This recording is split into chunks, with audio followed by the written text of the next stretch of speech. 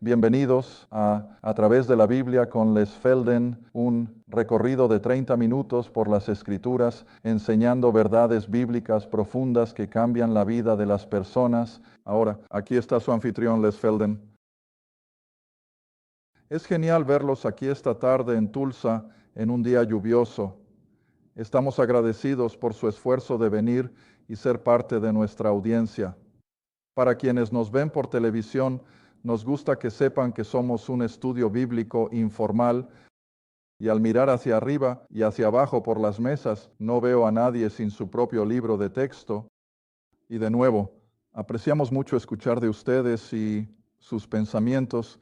Y como lo he dicho antes, muchos de ustedes nos han dicho que sienten que están aquí en el aula con nosotros.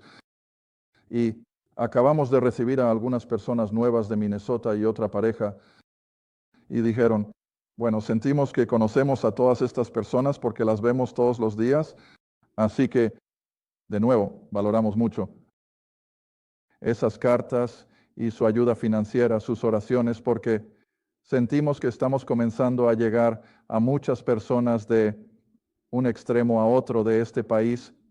Muy bien, ahora vamos a entrar directamente en las Escrituras. Después de todo, para eso estamos aquí. Y para aquellos de ustedes que se preguntan sobre los libros y demás, lo mostraremos al final del programa de hoy. Vamos directamente a donde lo dejamos en nuestro último programa, que es en 1 Timoteo 1, versículo 17. Ahora, tal vez debería hacer una pequeña revisión rápida sobre el contexto histórico de esta pequeña carta de 1 Timoteo. Más que probable, aunque no todos están de acuerdo, el apóstol Saulo, después de estar en prisión en Cesarea, allí, en la tierra de Israel, en la costa, durante probablemente 1 año y medio, luego tomó ese barco hacia Roma, donde sufrió un naufragio y finalmente terminó en Roma, en prisión, pero supuestamente declarando su propia defensa sin la ayuda de abogados profesionales, logró una absolución y estoy comenzando a estar de acuerdo con eso cada vez más. Y después de ser liberado, tras probablemente un par de años, 3 años en prisión, durante los cuales escribió lo que llamamos las epístolas de la prisión, que por supuesto son Efesios, Filipenses, Colosenses y probablemente Filemón, pero de todos modos las epístolas de la prisión no son todas de los escritos de Saulo. Las anteriores, recuerden, fueron escritas desde varios lugares en sus viajes misioneros. Y luego, después de las epístolas de la prisión, si estaba fuera, y como dije, creo cada vez más que probablemente lo estaba, durante ese intervalo, entonces antes de ser arrestado por segunda vez, escribió 1 Timoteo y Tito. Y 2, Timoteo, por supuesto, fue escrito durante el tiempo en que estaba en prisión, la segunda vez, y en ese momento fue sacado para su decapitación. Así que al leer 1 Timoteo y en unas semanas pasaremos a Tito, ambas cartas fueron escritas durante ese periodo de tiempo entre la primera y la segunda prisión. Se deduce por su lenguaje que no está escribiendo desde la prisión misma, así que todas esas cosas ayudan un poco. Y por supuesto, para ahora ya estamos bien metidos en el 60 de Cristica, probablemente sea 62, 63, 64 por ahí. Y todas estas pequeñas iglesias y congregaciones se han formado ahora a lo largo de los viajes de Saulo, principalmente, por supuesto, en Asia, Asia Menor, que es Turquía hoy, y de arriba hacia abajo en Grecia, y por supuesto, la iglesia en Roma. Y así a esas iglesias les ha estado dirigiendo sus cartas anteriores. Ahora, siempre quieres recordar eso. Durante los primeros 10 años, de hecho, he estado pensando en, creo que, bueno, lo voy a poner en la pizarra. Ha pasado mucho tiempo desde la última vez que usé la pizarra. Y solo hacer una línea de tiempo de la vida de Saulo y sus epístolas y así sucesivamente. Y creo que en lugar de hacerlo horizontalmente, lo voy a hacer verticalmente, si me lo permiten. Vamos a toma fechas aproximadas. Ahora, cada vez que hablamos de fechas en las Escrituras, no me importa si es el Antiguo Testamento o el Nuevo, los cronologistas nunca están de acuerdo. Nunca he visto a dos cronologistas estar de acuerdo en un corto periodo de tiempo, así que siempre hay ese periodo de conjeturas y realmente no hace tanta diferencia. Así que cuando pongo estas cifras, no las establezco en concreto, por así decirlo, son aproximaciones. Así que si en el 37 de Crew tenemos la conversión de Saulo en el camino a Damasco, y eso, por supuesto, está de vuelta en Hechos y capítulo 9, y ahí es donde finalmente tenemos una descripción detallada de este nuevo personaje que aparece en el libro de los Hechos. Luego, después de la pausa de 3 años, ya sea que haya estado todo en Arabia o parcialmente, no hace diferencia, pero entonces, alrededor del 40 después de Cristo, comienza su ministerio. Él comienza a ir al mundo gentil. Entonces, no escribe ninguna de sus cartas.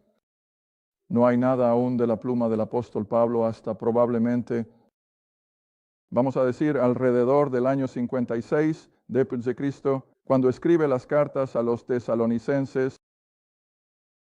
Fueron las primeras que se escribieron, aunque están al final del primer grupo de epístolas, en prisión. Entonces, no escribe mucho más hasta que llegamos a los años 60 y más allá. Y en los años 60, por supuesto, escribe Gálatas y Romanos y las cartas a los Corintios. Y luego, después de pasar el año 60 después de Cristo, y entre 60 y 65, tenemos el resto de sus epístolas en prisión. Y ahora, en algún momento de ahí, estamos viendo la carta a Timoteo. Y luego, por supuesto, al final de su ministerio o al final de su vida, probablemente alrededor del 66, escribirá su última carta, que es la 2, Timoteo. Y la razón por la que sabemos que Timoteo es la última es porque, verás, ahí es donde hace referencia a su ser ofrecido. De hecho, gira conmigo a esa parte. Y puedes ver de qué estamos hablando. Simplemente salta a 2 Timoteo y esta es su última escritura. Timoteo 2. Timoteo capítulo 9, 4. Verso 7.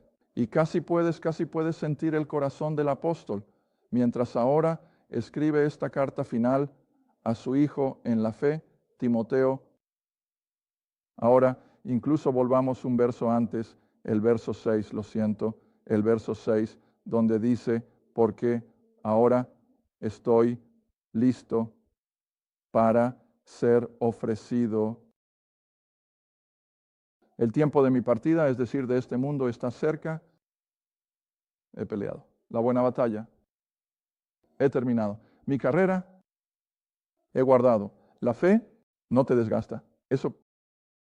Aquí el hombre ha pasado todos estos años, desde el 40 de Cristo hasta alrededor del 66, un periodo de unos 25, 26 años, sufriendo inexorablemente, una cosa tras otra, solo para mantener la palabra saliendo.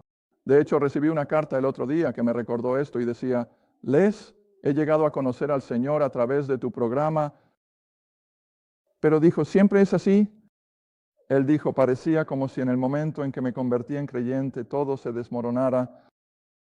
Mi negocio comenzó a sufrir. Alguien en la familia tenía mala salud y simplemente pasó de evento en evento. Eso sería suficiente para destruir tu fe. Pero mientras leía su carta, esto es lo que pensé. Mira lo que el apóstol Pablo sufrió durante 25 años, como el vaso elegido de Dios. Ahora pensarías normalmente que debería haber tenido una carretera de pétalos de rosa, pero así no es como funciona. Y así sufrió y sufrió y sufrió solo por una razón, para llevar el Evangelio al mundo gentil, y luego termina con la cabeza cortada.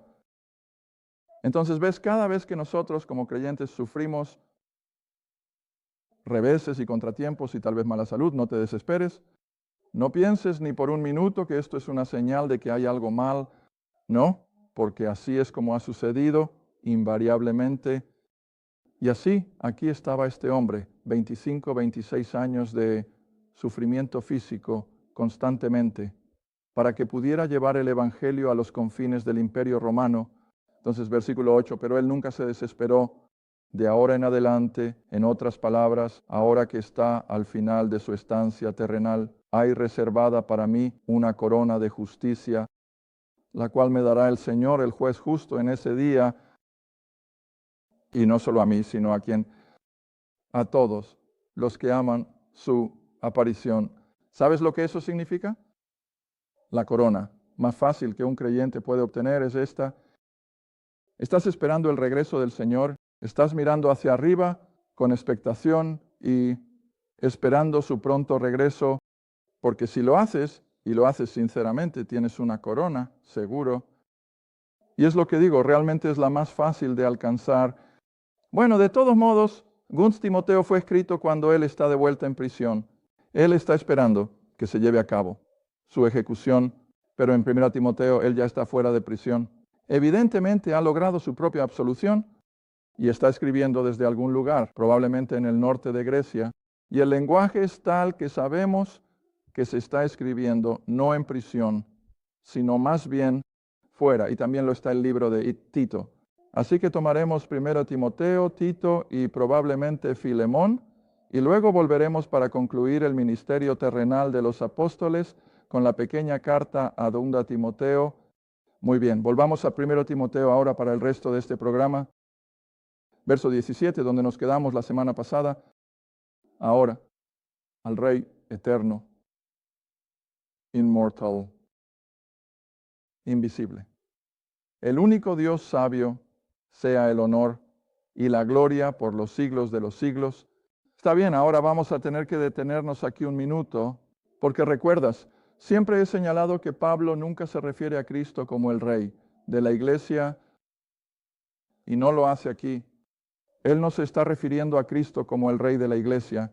Él es la cabeza del cuerpo para nosotros como pueblo de la iglesia.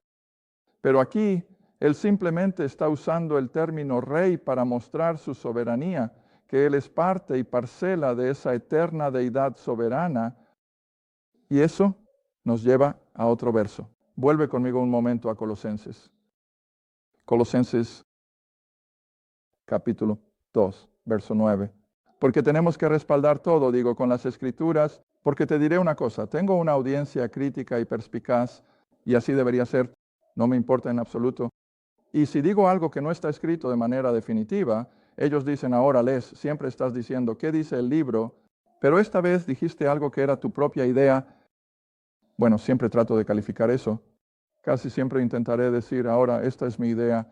No puedo mostrar esto en las Escrituras, pero cuando sea posible, voy a volver y mostrarte por qué digo lo que estoy diciendo. Está bien, de vuelta en Colosenses capítulo 2, verso 9. Colosenses 2, verso 9. Porque en él, ahora, por supuesto, tienes que mirar el verso 8 un momento y habla de Cristo.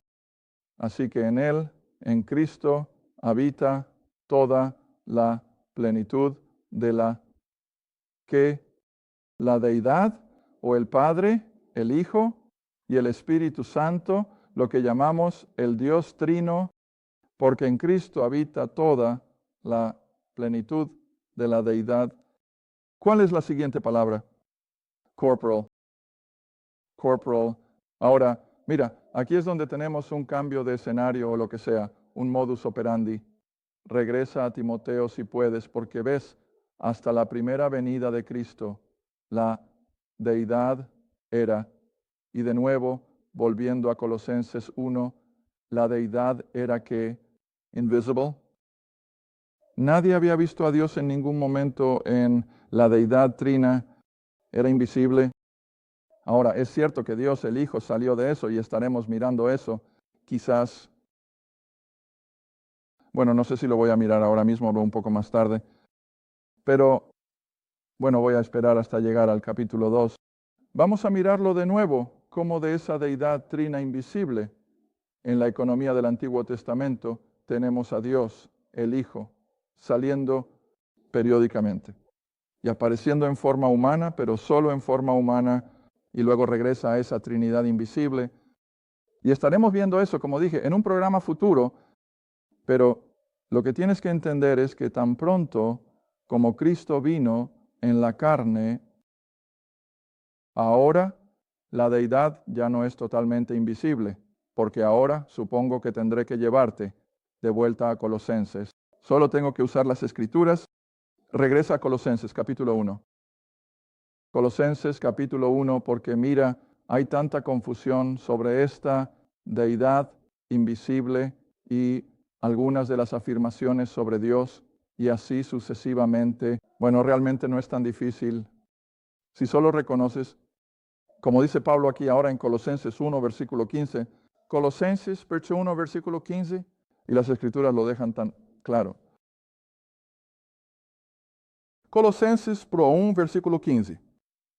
Hablando nuevamente del sol allá arriba en el versículo 13, así que es el Hijo, quien es la imagen o algo que puedes ver y tocar. Dios Hijo es la imagen de que Dios, invisible, eso es lo que dice tu Biblia.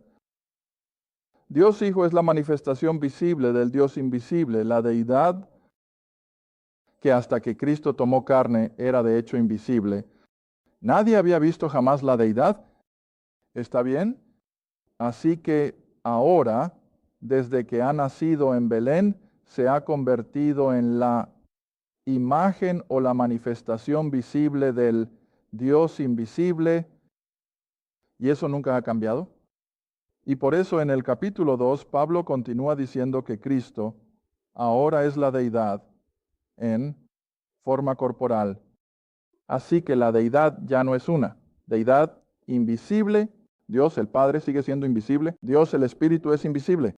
Pero Dios el Hijo es esa manifestación visible. ¿Está bien? Ahora, entonces volviendo al versículo 17 de 1 Timoteo capítulo 1. Esto es a lo que Pablo se refiere nuevamente, que el Dios que había sido invisible ahora está personificado en Dios el Hijo, pero su soberanía nunca ha sido disminuida. Él sigue siendo el eterno Rey de reyes. Él sigue siendo el Señor de señores y lo ejemplificará en su segunda venida.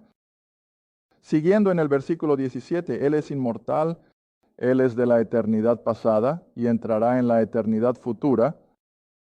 Y de nuevo, volviendo a la invisibilidad de la deidad, pero Él es el único, Dios sabio, soberano, y a Él sea el honor y la gloria por los siglos de los siglos. Y así Pablo probablemente nos da una mejor descripción de la deidad que todo el resto de las escrituras juntas. Y nunca pierdas de vista el hecho que la deidad de Cristo es fundamental para nuestra fe. Si Él no fuera muy Dios, nunca podría haber tomado sobre sí mismo los pecados del mundo. Mira, y esto es lo que hace que el cristianismo sea tan único y lo hace tan exclusivo. No hay otra religión en la faz de la tierra que pueda hacer ese tipo de afirmación. Buda nunca afirmó haber muerto por los pecados del mundo. Mahoma no pudo morir por los pecados del mundo. José Smith no murió por los pecados del mundo. Y podrías ir a cada otra religión autodenominada en la tierra, y ninguna de ellas puede hacer este tipo de afirmación, pero esto es lo que es básico para nuestra fe. Es Dios el Hijo, porque era totalmente Dios, era completamente capaz de asumir sobre sí mismo la deuda del pecado, el castigo del pecado de toda la raza humana, y eso es lo que hace que nuestra fe sea tan única y sin embargo tan creíble. Está bien, ahora entonces, el versículo 18, avanzaremos y haremos un poco de progreso, y así este cargo, ahora míralo, con atención. Pablo ahora le está escribiendo a alguien bastante más joven, ya no es un joven de 18 años, probablemente tiene entre 30 y 40 años ahora, pero él sigue siendo, en la mirada de Pablo, el joven, en la fe, Pero ahora mira lo que le encomienda a este joven, Timoteo. Este cargo o esta responsabilidad te encomiendo. Ahora recuerda, él no está en prisión. Él es libre. Él no tiene idea de cuánto tiempo más va a estar en la tierra para ministrar, pero se da cuenta de que tiene que empezar pasando la responsabilidad a otra persona. Como me dice mi esposa una y otra vez, tienes que aprender a delegar. Bueno, eso es muy cierto. No puedes hacerlo todo tú solo. Tenemos que delegar. Y así, esto es lo que Pablo está comenzando a hacer ahora. Por primera vez, está pasando parte de su responsabilidad, o como en el caso del Antiguo Testamento, entre Elías y Eliseo. ¿Qué le transmitió Elías a Elías? El manto, ¿no? Y lo pasó. Delegó su responsabilidad anterior al siguiente en la fila. Bueno, eso es básicamente lo que Pablo está haciendo aquí con Timoteo. Él está pasando el manto y dice, te encomiendo esto a ti, hijo Timoteo, de acuerdo con las profecías. Ahora, aquí es donde siempre tenemos que tener cuidado cuando leemos el Nuevo Testamento.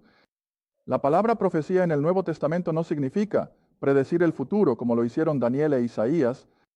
La palabra profecía en el Nuevo Testamento generalmente, y creo que casi sin excepción, simplemente significa hablar en voz alta, hablando. No, la palabra de Dios. Ahora de nuevo, si vuelves a esta línea de tiempo, puedes ver que desde el inicio del ministerio del apóstol Pablo, en aproximadamente 40 hasta al menos 56, 57, hay 15, 16 años donde no hay palabra escrita. Entonces, ¿cómo existían estas pequeñas congregaciones esparcidas por todo el imperio romano? ¿Cómo crecieron? Por la palabra hablada, por hombres con el don de hablar la palabra. Y de eso se trata 1 Corintios 12 y 14. Y así tienes que entender estas definiciones. De lo contrario, piensas, bueno, Timoteo debe haber sido un profeta como Isaías. No, no lo era. Timoteo no nos dejó ninguna declaración profética sobre el futuro, pero se le dio este don de hablar la palabra, porque eso es lo que había recibido hasta este momento. ¿Está bien? Así que dice, te encomiendo esta responsabilidad a ti, Timoteo, de acuerdo con la proclamación de estas verdades bíblicas, sin el beneficio de haber sido escritas, que te precedieron, para que tú por ellas puedas librar una buena batalla. Ahora solo detente y piensa en eso por un momento. Aquí este joven Timoteo ha estado con Pablo durante los últimos varios años. Probablemente fue uno de los primeros conversos de Pablo en ese primer viaje misionero, hasta Derbe y Listra, y así sucesivamente. Y así Pablo ha estado de alguna manera cuidándolo, enseñándole. Y dándole un poco más de responsabilidad todo el tiempo a medida que avanza, pero ahora, evidentemente, al darse cuenta de que su tiempo en la tierra está ciertamente limitado, comienza a preparar al joven para que continúe el trabajo del apóstol Pablo, y así nuevamente le recuerda las cosas que se le han dicho antes, que por esas cosas que había aprendido podrían ayudarlo a luchar una buena guerra. Ahora escucha, la vida cristiana nunca ha sido un lecho de rosas para nadie. Es una guerra constante. Ahora, volvamos. Volvamos a Efesios otra vez. Regresemos a Efesios. Ha pasado mucho tiempo desde que estuvimos allí y nada ha cambiado. Tú y yo estamos en la misma situación. Tan pronto como tomas una posición por la verdad, te encuentras en una guerra, te encuentras enfrentando oposición, simplemente no puedes evitarlo. Porque quieres recordar que la gran mayoría de la raza humana no le gusta la verdad. Prefieren que les den un montón de leche, tostadas y cosas que se digieren fácilmente, o como dice Pablo más tarde en Timoteo, con oídos que pican. Solo quieren algo que les haga cosquillas en los oídos y les haga sentir bien. Y si alguna vez estuvimos en un tiempo de ese tipo de cristianismo, lo estamos hoy, de un cristianismo que te hace sentir bien. Está bien, pero no es así como son las cosas. El mundo real dice, Efesios 6, versículo 12. Efesios 6, versículo 12. Todos ustedes conocen estos versículos. Los has escuchado una y otra vez. Porque no luchamos contra carne y sangre. Estamos en una guerra espiritual, pero sí luchamos contra principados, poderes, contra los gobernantes de la oscuridad de este mundo. No es una imagen bonita, ¿verdad? Y estamos en contra de la maldad espiritual. ¿Dónde? En lugares altos. Ahora, ¿recuerdas cuando enseñé esto? Dije que no estamos hablando del gobierno, como los lugares altos. Estamos hablando de las jerarquías eclesiásticas, los seminarios y el liderazgo denominacional. Muchas veces lo estamos viendo constantemente, cómo estos hombres simplemente están apostatando, están volviéndose en contra de las verdades básicas. ¿Está bien? Pablo nos advirtió sobre eso. Y luego comienza en el versículo 13 aludiendo a un soldado romano. Ahora todos saben que los romanos eran temidos de un extremo al otro del mundo conocido en ese entonces debido a su poder militar, porque ese día y esa época eran impresionantes. Eran despiadados. Y así Pablo usa eso como una analogía. La única manera en que podemos resistir al enemigo de nuestro tiempo es de la misma forma en que se lo dijo a Timoteo, estar en guardia, estar listos para asumir el cargo, porque vamos a necesitar toda la armadura de Dios. No podemos salir ahí sin un conocimiento de las Escrituras y hacer algún avance entre el enemigo. Está bien, así que tomaremos toda la armadura de Dios para que puedas estar firme en el día malo y habiendo hecho todo, permanecer firme. Y luego pasa a ponérsele toda la armadura de ese soldado romano y hace una alusión a las cosas del Espíritu. Y así como creyentes, ya sea que estés en tu trabajo diario, en la oficina o donde sea que estés trabajando, o si es en un ministerio de un tipo u otro, todos estamos en una guerra. Y como hace otra alusión en una de sus otras cartas, cuando un soldado salía a pelear por el gobierno romano, llevaba consigo todas sus responsabilidades domésticas. Difícilmente tuvo que dejar todo eso atrás. Simplemente tuvo que dar la espalda a sus responsabilidades domésticas y solo tenía un propósito en la vida y ese era luchar por su gobierno, por los romanos, paganos como eran, pero sin embargo esa parte nunca ha cambiado. Y es de la misma manera con nosotros.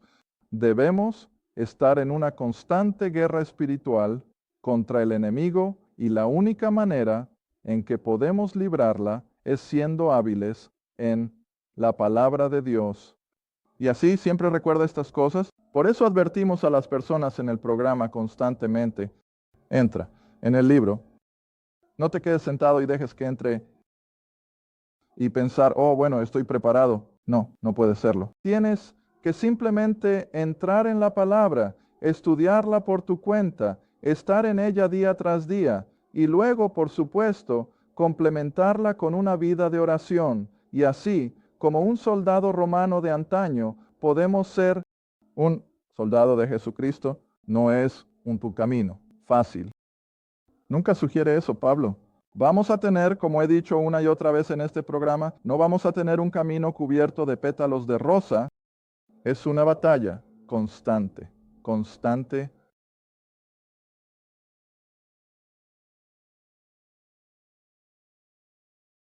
Gracias por ver A Través de la Biblia con Les Felden. A Través de la Biblia es un ministerio apoyado por socios. Si este programa ha sido de ayuda para tu estudio de las Escrituras y te gustaría que otros disfrutaran de la enseñanza, tu apoyo sería muy apreciado. Escríbenos a Les Feldick Ministries, Ruta 1, Caja 760, Quinta, Oklahoma, 74152. o llama al 1-800-369-7856.